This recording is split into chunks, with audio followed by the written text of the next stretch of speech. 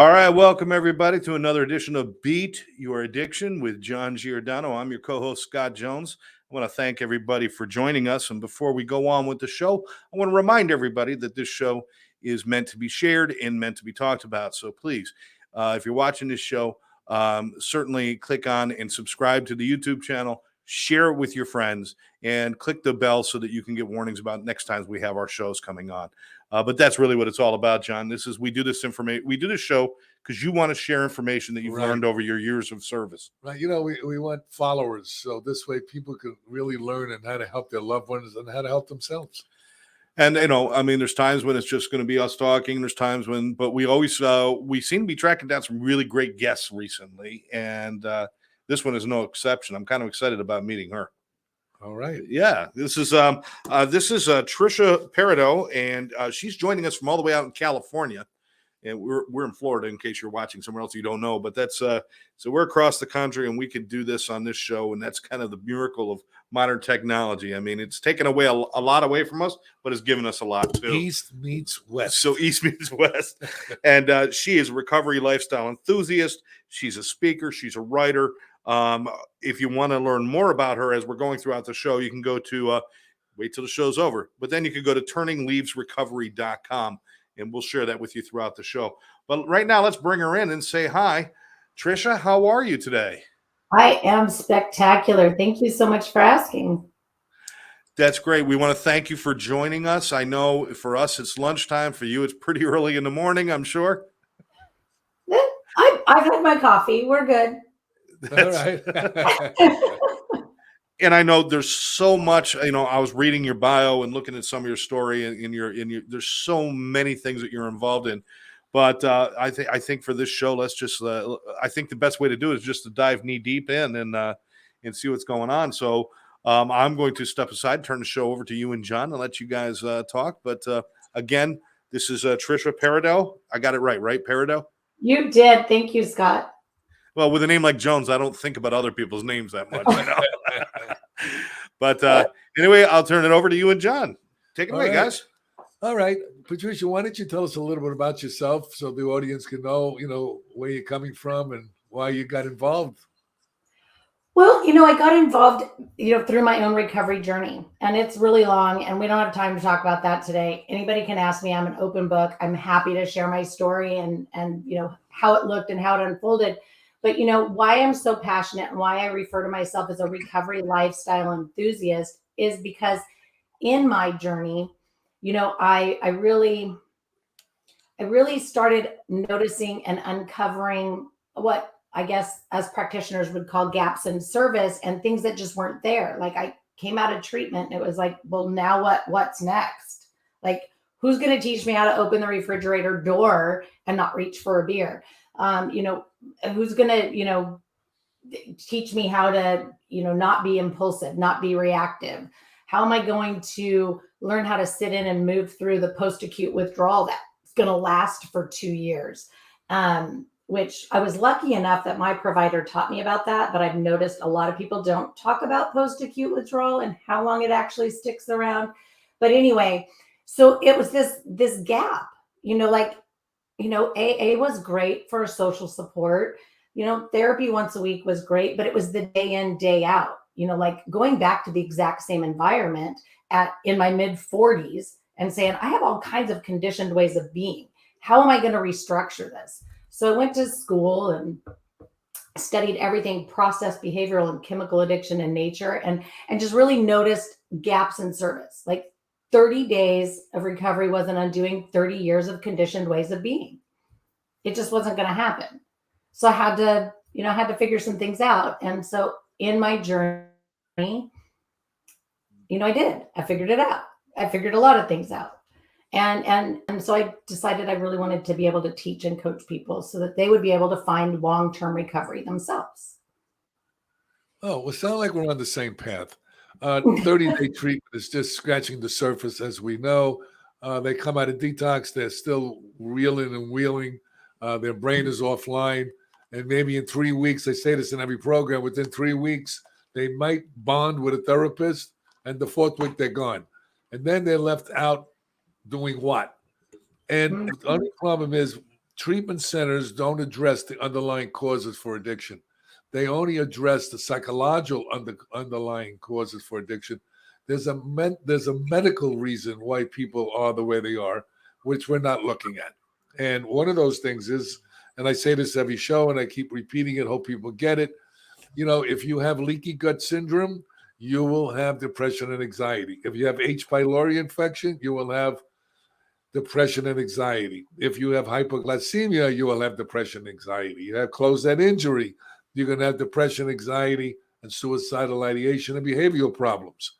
If your hormones are out of whack, if you have low testosterone, you can have depression and anxiety. And if you have high testosterone, believe it or not, you're going to have depression and anxiety, which I just learned that. So there are so many medical conditions that we are not looking at. And aftercare is the key to recovery and a recovery lifestyle. But most addicts and alcoholics don't eat properly. They're volume depleted, means they don't drink enough water, and they're nutrient deficient. And they don't take nutrients to supplement some of the poor food that we have in our society today.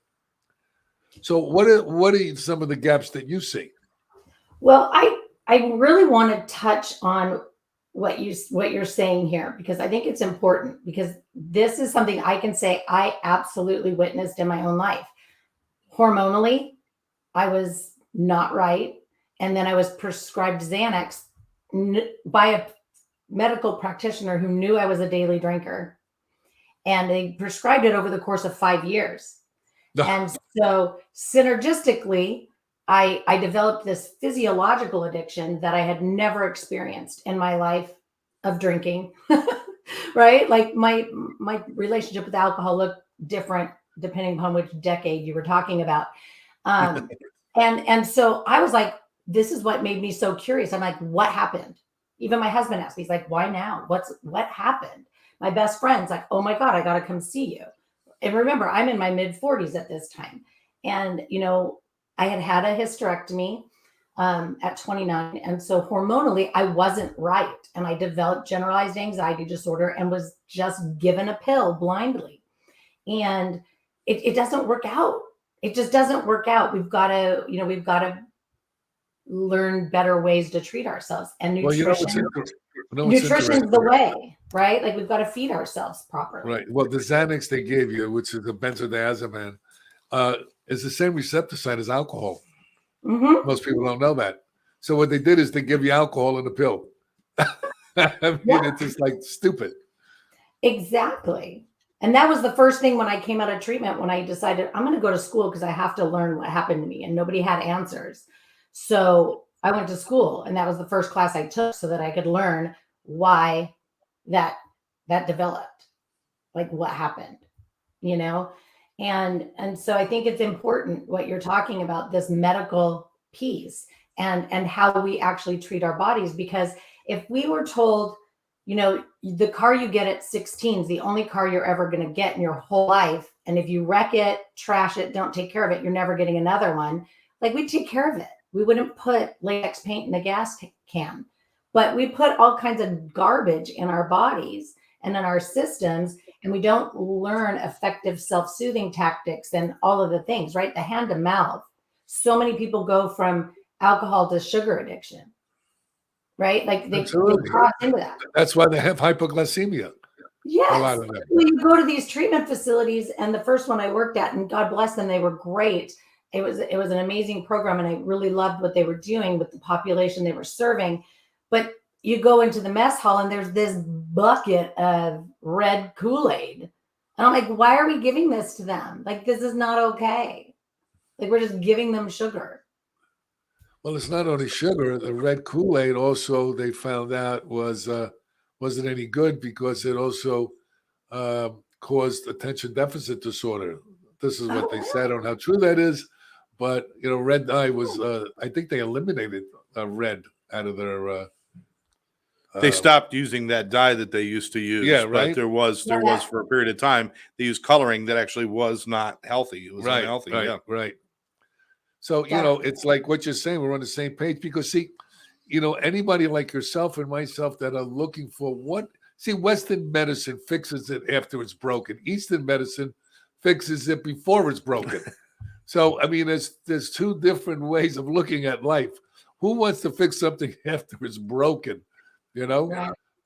and the sad part is that our food supply is really bad, and our water supply. People don't realize that heavy metals also cause all kinds of problems in the brain, and it interferes with neurotransmission and causes it to look like bipolar disorder, attention deficit disorder, attention deficit hyperactivity disorder, and nobody's looking at that. Oh, your mother left you when 3, your father left you when 5. You're traumatized, so that's why you are the way you are. Well, that's part of it, but there's a whole other piece to it that we're not looking at. 100%. And I think it's really important that people, start to look. And a lot of the folks that I work with actually come to me before they're completely broken, which I love. I love that they feel like, okay, wait, maybe I can do this without having to leave and go to treatment. And then they get to me before, it's before they have to have that medical supervision, which is great. And I encourage that if anybody's, sitting there saying, gosh, maybe I'm, borderline, reach out to somebody, find somebody that speaks your language, because that's super important also. But, we break things down right at the beginning. We look at our whole health. And I even have JV partners that help with the prescriptions to holistic well-being, to your guided health journey, where, we're detoxifying the liver, the kidneys, that gut health that you're talking about. And all while we're working on the cognitive skill sets, because it is a whole health situation. It's not just removing the substance.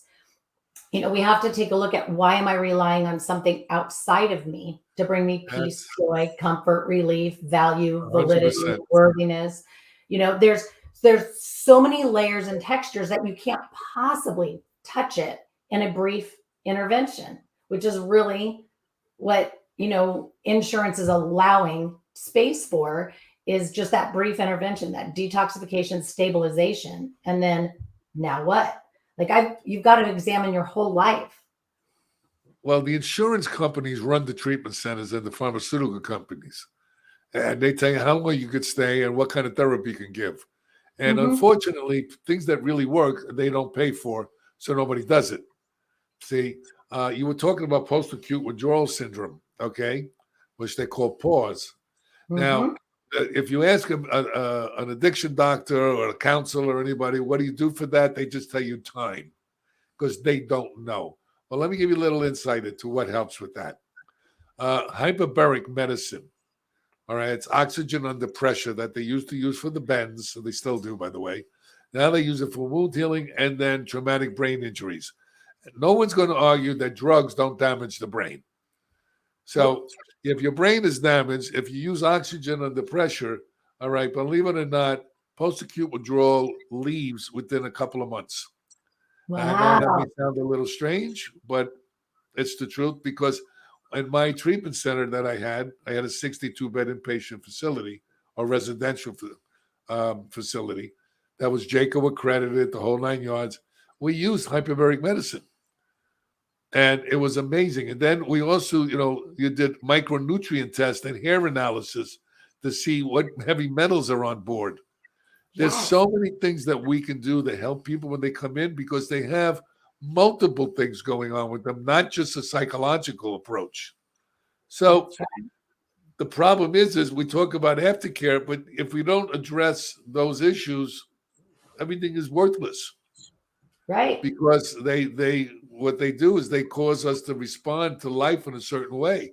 And I always tell people, if you're looking for something outside of yourself, okay, that's going to deal with your emotions and all this kind of stuff, like drugs and alcohol and eating disorders and gambling and spending addictions and sex addiction and on and on and on and on, okay, maybe you have a problem. Yep. Yeah. And people don't think of it that way. Like, your 6 a.m. spin class can be a problem because it's controlling you. It's a habit that's holding you hostage. And it literally makes or breaks your whole day. Like it can be something that you think is healthy, but it's not. emotionally the healthy. sort of people, they over-exercise. So that's an Mhm. issue. So anything you do to an extent like that, of course, it's you could drink too much water, and still get sick. I mean, Yep. everything has to be within balance. And a lot of people don't realize exercise actually depletes stress, okay, and also raises dopamine within a normal range. Not that you're going to Mhm. work out for 4 hours a day, right? So if you do an hour a day, 45 minutes, you're fine. All right. When you start going into 2 and 3 and 4 hours, then you need to take a look at that. Right. You know, there's so many pieces to the puzzle of addiction and mental health that we're not looking at. And great, and so glad that I have someone like you on our show that is looking in that direction to help people. Because God knows a lot of these people do not know what they're talking about. And what happens is they keep treating people the same way we've been treating them for 70 years, and it's outdated. We Oh, keep doing the same thing over and over again, expecting different results. Isn't that definition of insanity? We only have a absolutely. 5 to 8% recovery rate. Something's Yeah. going on, but something's missing. Mm-hmm. Well, they're not looking at how can we make it lifelong manageable and maintainable. Well, if you like for nutrient deficiency, if you have nutrient deficiencies in your body, your brain is not going to function right because it doesn't have the fuel to function properly. So you take a Mhm. micronutrient test. That'll tell you where you're deficient. There's people that don't Mhm. know about these tests. You do a heavy metal test. Okay, see if you have too many heavy metals in that is disturbing your brain. I mean, Right. there's a lot of things we could do that no one knows about and no one talks about, except Right. you and I and a few other people. Yes, I do feel like we are a rare few. I love, doing outreach and, talking with facilities. And I recently did a CEU course for CATIE, which is the California Association of Alcohol and Drug Educators, on the continuum of care. Trying or speaking to my peers, if you will, about their discharge planning and how that in and of itself needs revamping, how we need to be encouraging folks to engage in long-term recovery, connecting them with services over and above the social supports and therapy. And I work with a lot of therapists who are dealing with the trauma, and what we do is they continue working with the trauma, but I help the clients start living in today going forward, right? Like not just sitting still waiting for the trauma to disappear, like really teaching them how to put it on the shelf when it's not time to be looking at it. Well, And trauma. I work with people that have trauma, and I don't know if you're familiar with EMDR. mhm, Okay, eye movement desensitization reprocessing that Dr. Shapiro founded. yeah, And it works real well with trauma, but I redeveloped it and I call it TRT, Trauma Release Technique, which I incorporated neurolinguistic programming, holotropic breathing, and hypnotherapy into the technology. And nice, what people don't understand, you see, there's talk therapy that deals with the software of the brain. All right. This type of therapy deals with the hard drive.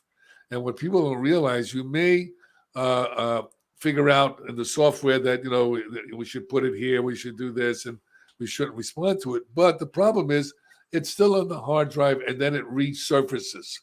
So you have to, mhm, it's just like if you erase something off your computer, it's still on your hard drive. So you have to go directly to the hard drive. And this is one of the techniques that you can go do that can actually help with the trauma and for life, not just for a month or two. So thank you. there's a lot of stuff out there that really works, but people are not, they don't know what to do. And then you say we talk about aftercare, but the discharge planning, before the discharge planning, we should teach them how to help themselves. They have to Yeah. exercise, they have to eat properly, they have to do proper nutrition, and on and on and on, and give them a playbook to bring with themselves to aftercare. Well, yeah, and that's one of the things that I was super passionate about, was creating something that would be that daily way of being, those skill sets and tactics that they could use in any moment, right? Like, so something super simple, getting centered and grounded. A lot of people think of meditation, yoga when they think of being, getting centered and grounded, like it's an event. We have to have go-to tactics, like right now. Like if I'm driving my car, I can't drop into a meditation if I start to feel derailed. I'm driving a car. I've got to have something to go to in here that keeps me from being reactive. Otherwise, me, German, Irish, Scottish, Sicilian, Taurus, born on the cusp of Gemini, somebody's tailgating me, I'm tapping my brake, like, getting that road rage. Instead, I had to create go-to tactics that would calm, bring me back down, and allow me to, just move over, get out of the person's way, sit in and move through that uncomfortable without, needing something outside of me or needing to actually stop living.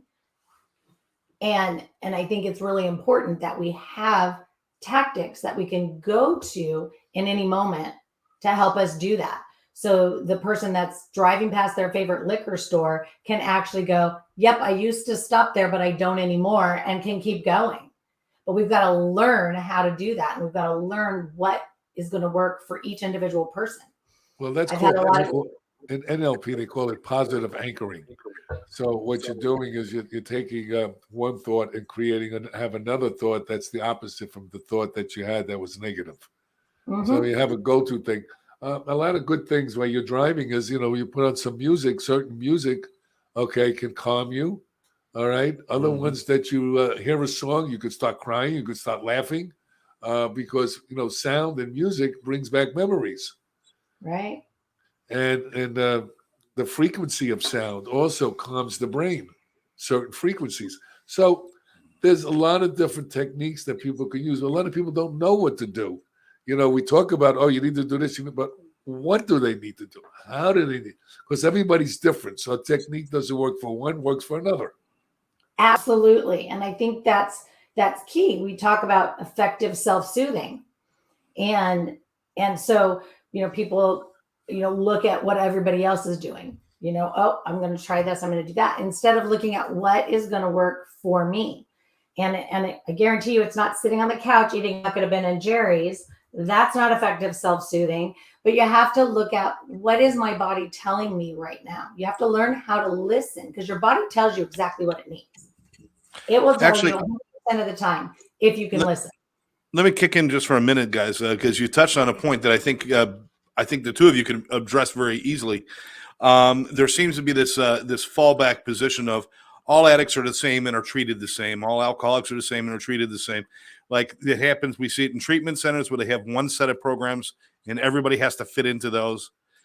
We see it in self-help groups and 12-step groups where their number one thing is nobody's unique. We're all the same. We're all exactly the same. Does that hurt the progress in learning about yourself and growing into a sober human being?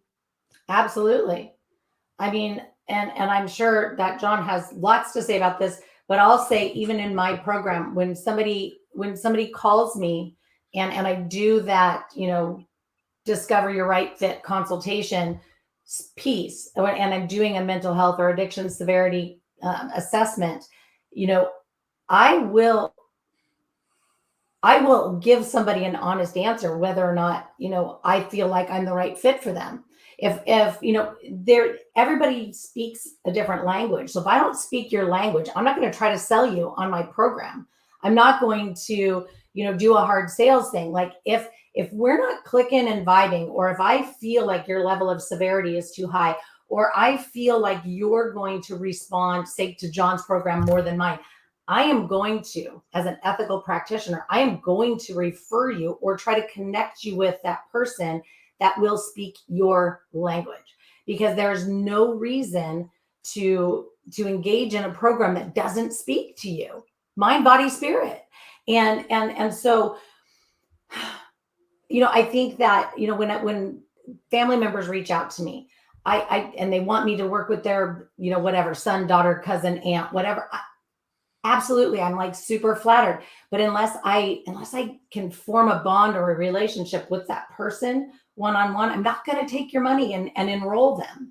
I'm not going to bring them in unless I know for a fact that we're going to have a cohesive relationship, because my job isn't to teach you my way. My job is to coach you in figuring out how to utilize the skill sets, the tactics, the psychology, the methods, the modalities that I have figured out are extremely effective with an over 97% success rate, because I don't bring people in that don't fit the program. But it's my job to stand next to you and help you navigate the now what's next. How does this fit into my life? Because that's a problem with self-help, is there's nobody there teaching you how it actually works in your life. You're trying to put your life into somebody else's method and modality instead of taking that method and modality, editing and deleting, making it your own and using it to your best interest. Like there's got to be that kind of involvement and that kind of engagement. So when these business coaches tell me you've got to do it, one to many, and I'm like, no, I can't do this one to many. Everybody is different. Everybody is unique. Everybody is special. Everybody's journey needs to be paid attention to. And I'm going to do that one person at a time, if that's what it takes.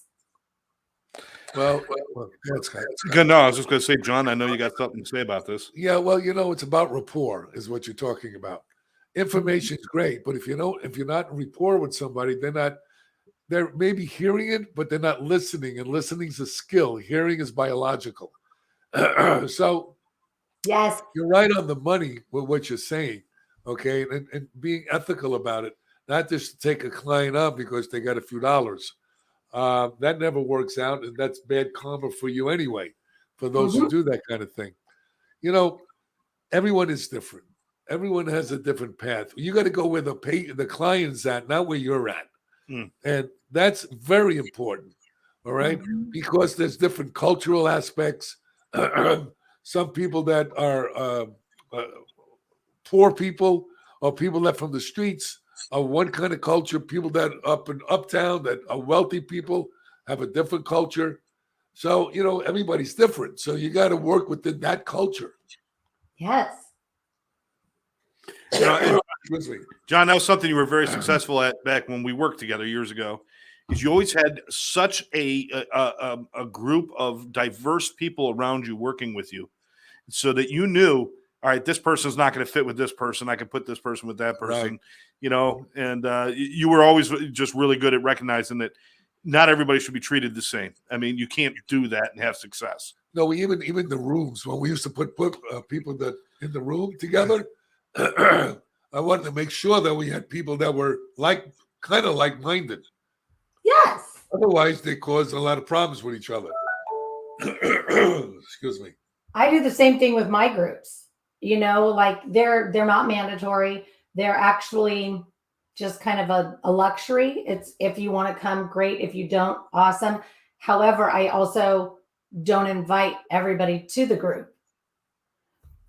Sometimes it's co-ed and sometimes it's not, Sometimes it's good to have a mixed group where people are opposite ends of the stick, so everybody can look at that. If you have, a lot of the young therapists, they know how to read out of a book, but they don't know how to be in rapport with people.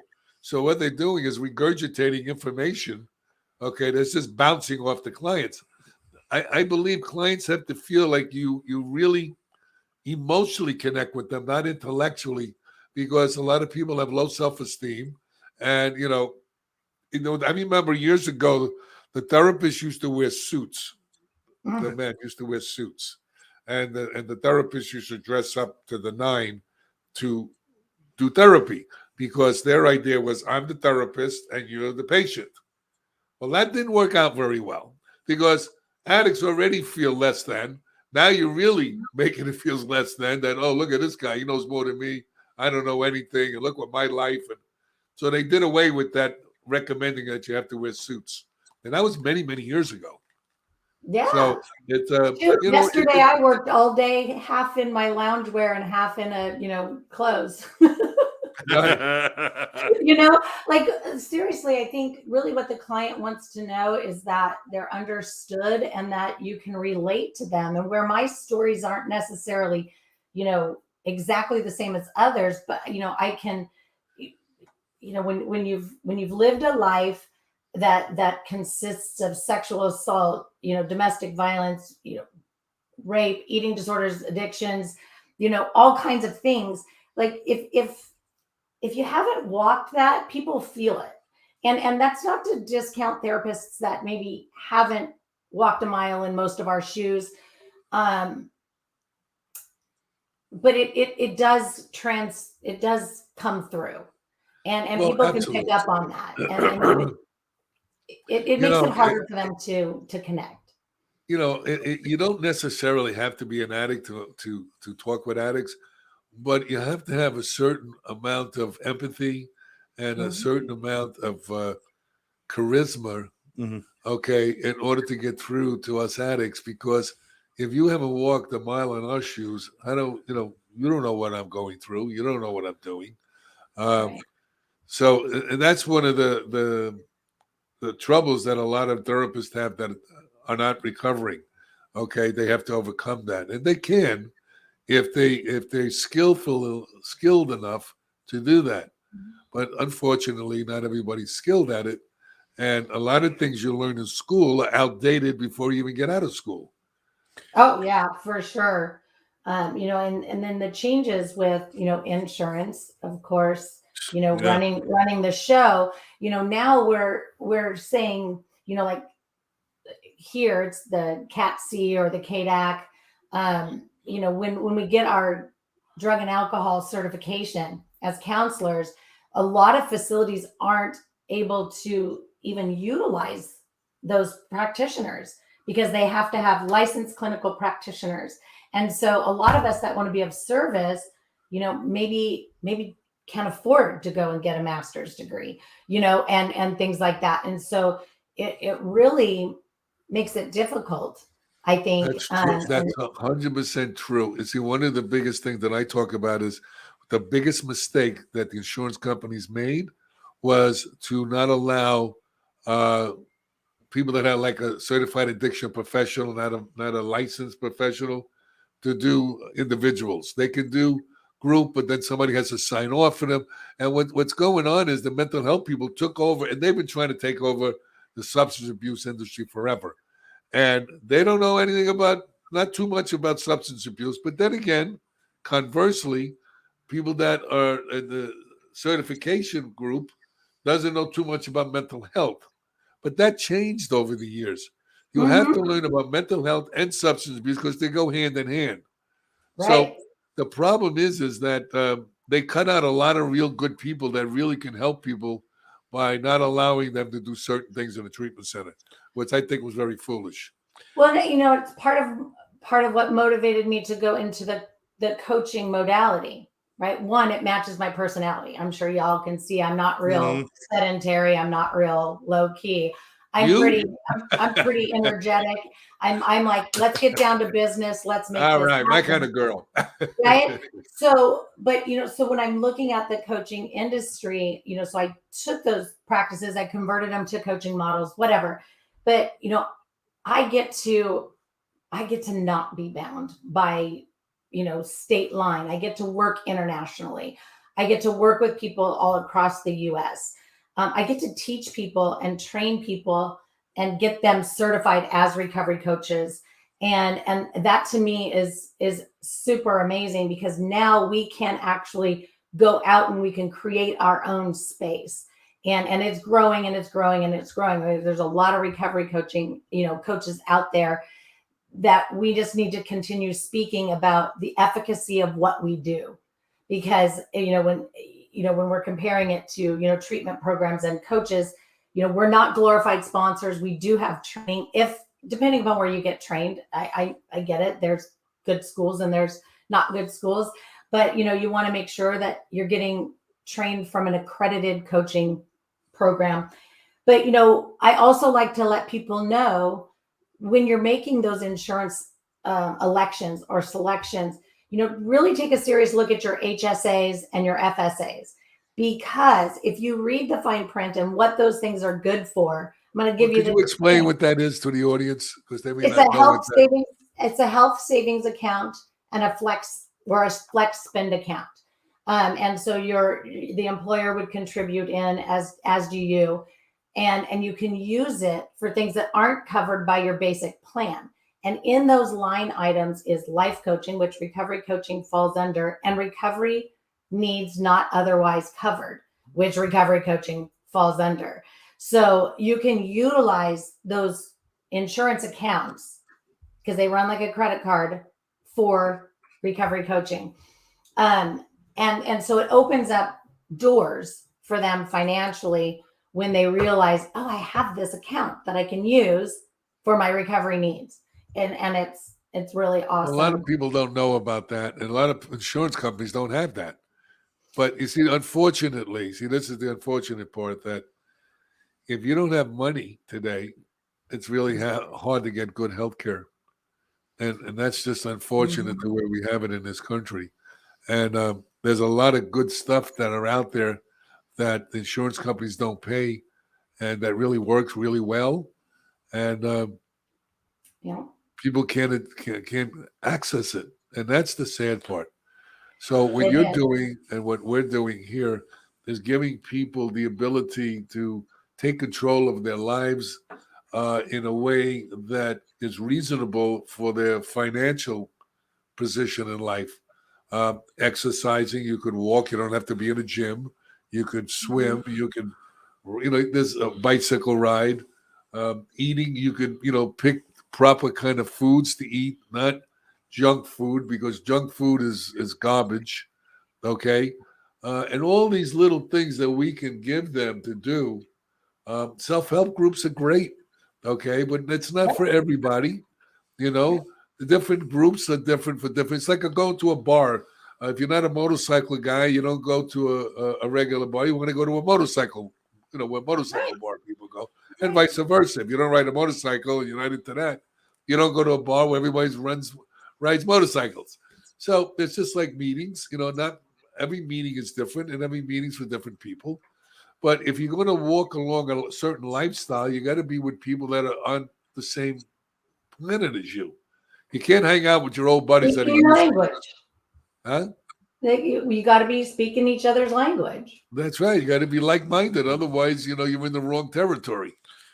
So speaking of taking control of our recovery and everything else, I got to take control of the show because we're running over. But I have a feeling that were I to just go lay down in the corner, you guys would keep going, and I'd have to stop you in about 3 hours.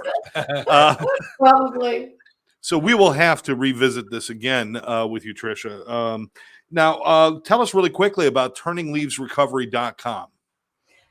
Well, I think, I covered a lot of it. It's a recovery lifestyle journey. And there are lots of options from free to, a full year of spending time with me and my other coaches and, my community. So there's a lot to choose from. And it's really just my passion to bring my knowledge, my education, my training, my certifications, my whatever you want to call it, into your life and help you learn how to add, edit, delete, make it your own, and create the life that you want to witness yourself living. And and that's really, there's so many layers and textures. I just always recommend people. I 100% will sit with everybody and do a consultation, a meet and greet, 100% free. I don't care. I just want to help connect you where you need to be.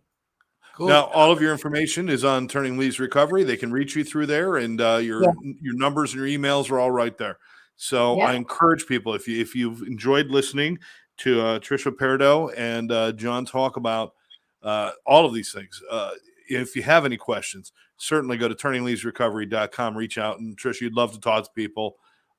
Even if they just have a simple question, you're the person who's you want to answer that for them, right? You can even chat with me straight from the website. There's a chat button. Oh, wonderful.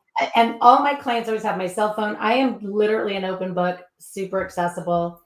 Just, you can send me a text message. Grab the phone number from the website. I'm fine with that. Now, if any of you out there would like to choose John over the beautiful Tricia, I don't know what's wrong with you, first of all. Second of all, but if you want to know more about John and what he's doing, you go to johnjgiordano.com. It's right there at the top of your screen. The J is a letter J. johnjgiordano.com. It's all about John's everything from his life and his journey and his amazing pathway that you've taken. His books are available there, his publications, many journals and publications that he's in. All of that information is there. And of course, there's ways to reach out to John too. So Turning Leaves Recovery, if you'd like to reach out to Tricia, John J. Giordano, if you want to reach out to John and ask questions. I'm pleased. I'm given this time of year, I'm thankful, like Thanksgiving, thankful to have people like John and Tricia out there doing this work. And we really appreciate it. If anybody, my life story, I wrote it. I was homeless when I first got started in recovery because I got divorced and then I didn't have any place to live. It's called The Kid from the South Bronx Who Never Gave Up. It's my life story. And the other one is How to Beat Your Addictions and Live a Quality Life. You can get it on Amazon. You can get it in Barnes & Noble. You can get it all over the place. Just go to the website. It'll lead you in the direction you need to be. Right. Need to be. But for now, we've come to the end. And once again, I want to thank Tricia Parido for her time. Thank you so much for your efforts, your time, and now I know, a recovery lifestyle enthusiast. You are enthused by the lifestyle. That's right. You did a great job. Thank you. It was really a blessing being here. Great way to start my day. Thank you so much. Well, thank you. And hopefully we'll be talking to you again really soon. John, any final thoughts? Yeah, there's a good friend of mine out in California, and I can't remember her name. Arnold Schwarzenegger. Yes. No, Dr. Hyla Cass. Look her up. She's an integrative psychiatry. Oh, I bet you they'd love to chat. Oh, yeah. Hyla Cass is great. She's a good friend of mine. She's been on Dr. Oz. She's been on Dr. Phil's, everywhere. Wrote many books. We'll send you the information and stuff and let her know, Thank too. you. All right, cool, man. All right, guys. For now, I want to thank everybody for joining us. For John Giordano, I'm Scott Jones. Thanks for watching Beat Your Addiction on the ATC Recovery Network.